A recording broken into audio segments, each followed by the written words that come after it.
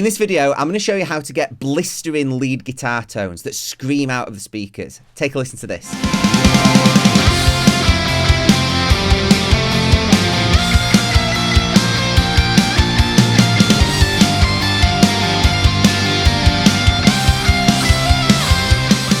Now, as ever, and like I always teach, whenever it comes to getting great sounding recordings and mixes, you have to start with the sound at source. And for this, that means choosing the right guitar with the right pickups and also the right amp and mic configuration. Now, as this is quite a heavy sort of pop punk, pop rock song, we want something that is quite thick and meaty, so I'm definitely going to choose a guitar with humbuckers.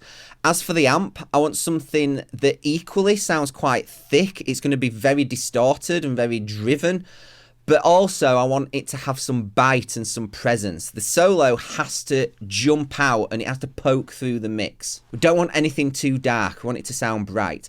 And we also want it to sound big and wide. So that means that we're going to need to play with some effects such as delays and reverb as well. Nowadays, for probably 99% of my guitar tones now, I'm using a Kemper amp. I used to use real tube amps, still have a few that I can kind of call on if and when, but honestly, I don't really feel much need because the Kemper is so good. If you are a Kemper user, then I have some of my own profiles that you can download through my website. There's some really stellar guitar and bass amp profiles that you can grab from there that are my go-tos, particularly for pop, rock and country music. Just go to adam-fiasco.com/Kemper profiles. You can find out more information over there. So the guitar that I'm going to use is this Gibson Les Paul. The reason that I'm using this is because it's got these gorgeous humbuckers that just sound incredible. They sound big, they sound fat. We don't have any of that looseness that you get from single coils. However, single coils do tend to have slightly better note definition and you tend to be a bit brighter and have more presence by default. So we're going to need to pair this up with an amp that's bright because we need to hear the notes and we need the solo to cut through the mix. But that's the guitar that we're going to use. Now, when it comes to the amp, for something like this, I would typically go to Marshall just because they have that bite and they have that presence. Probably something like a JCM 800, maybe even a Marshall Tremolo. For this particular sound, a Marshall Tremolo is the one that we went for. We've got the gain set really, really high. The bass and the middle is set to flat, is set to 0, but then the presence and the treble are boosted up a little bit. We're also recording a little bit of reverb and delay that's baked into the sound of the guitar as well. It's not too much because I can add that in the mix to taste, but I really, really like the effects that this particular amp comes with, so I want some of that sound. There's a really nice plate reverb on there, and then I've got like an 1/8 note delay on it. So let's take a listen to the solo exactly as it was recorded. There's no effects, there's nothing on it. This is exactly as it was recorded. I'm going to put it in solo so that you can hear it.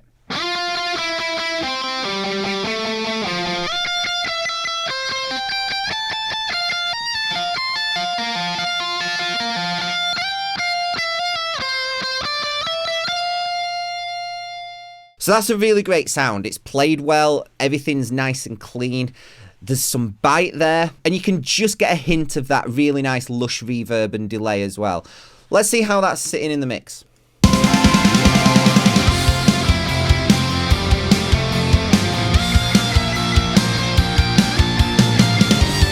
So it sounds pretty good. It's almost there, but we can take it a little bit further. Now, the first thing I'm going to do is just get rid of any harshness. The Marshall amp, although it has some really, really nice presence, it can get a little bit peaky in the mid. So I'm just putting a tiny little bit of Soothe 2 at around 4-5K, just to take some of that harshness and sharpness out. I also put this plugin on retrospectively because, as you'll see in a second, I'm actually EQing some more highs and high mids into it, and this just kind of tamed back some of the peakiness from those boosts. So the next thing is then an EQ. We've got a presence boost around 4 dB, and then a huge chunk of lows just to keep it nice and thick and meaty. This is just a console plugin, just emulating an SSL console. And then finally, we're going into a tape machine. What I love about tape on guitars is that it does some natural compression, and also putting it after this EQ boost, it's going to smooth out any peakiness and any notes that are jumping out because of that presence boost, and it just makes the top end and the high mids just sound super, super smooth. So let's take another listen with all of that stuff on.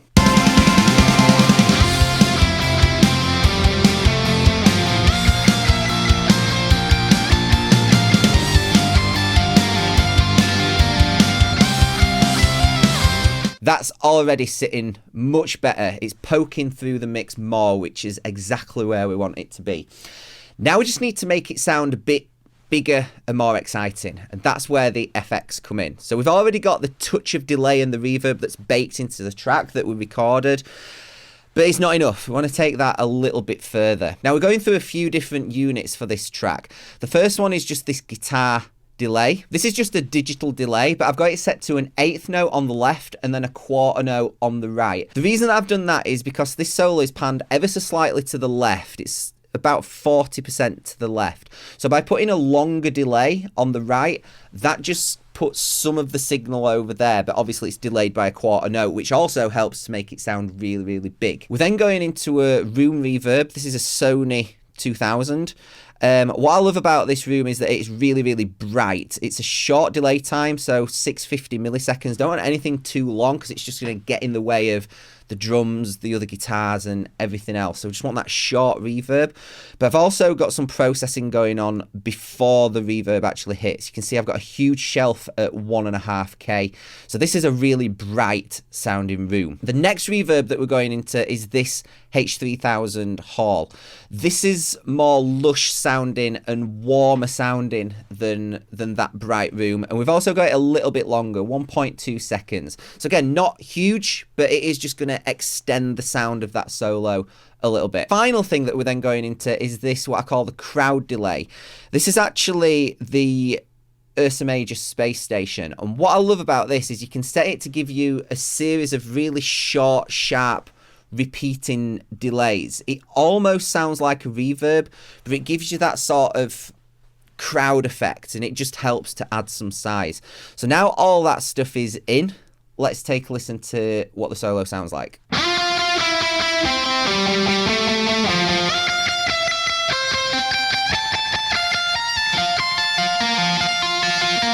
Take all of that off, so all of the effects, all of that EQ and processing.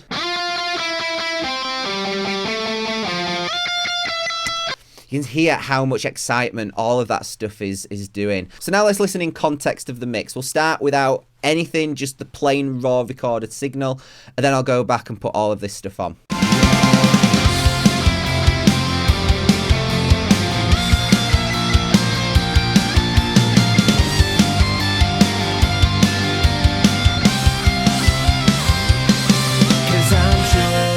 Okay, all of that stuff now on.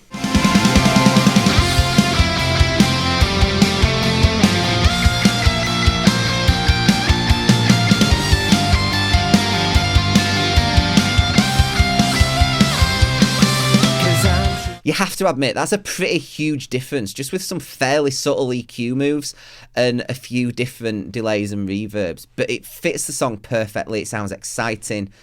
Sounds great. Now, if you're a musician, a songwriter, or maybe you're in a band, I've got something that you're going to want to check out. Your EPK can be one of the most important documents that you have. It can be the thing that gets you access to opportunities that are going to help you advance your career, or not getting those opportunities at all. Your EPK is what you're going to send out to radio presenters, blogs, interviewers, playlisters, in order to get them to listen to your music and hopefully feature it, play it on their station, put it onto their playlist, interview you for their blog, magazine, website, whatever. However, the problem is, if your EPK sucks, it doesn't have the right information, or it just doesn't look great, it's not appealing, then they're instantly going to form an impression of you as an artist and potentially just delete your email and not even listen to your music. A great EPK with all of the relevant information is essential for you to even just get your foot in the door and get these people to listen to your music and give it a chance. And if you're not doing this, then you are 100% missing out on opportunities that will grow your career as an artist. Now, to help with this, I've created an EPK template. It's completely free. It's dead easy to use. You can literally have a great looking EPK within minutes that's formatted correctly and crucially contains all of the relevant information that you need to have on there. So if you want to use this template and start getting access to more opportunities to get your music heard, click the link in the description below. I'll send it straight to you.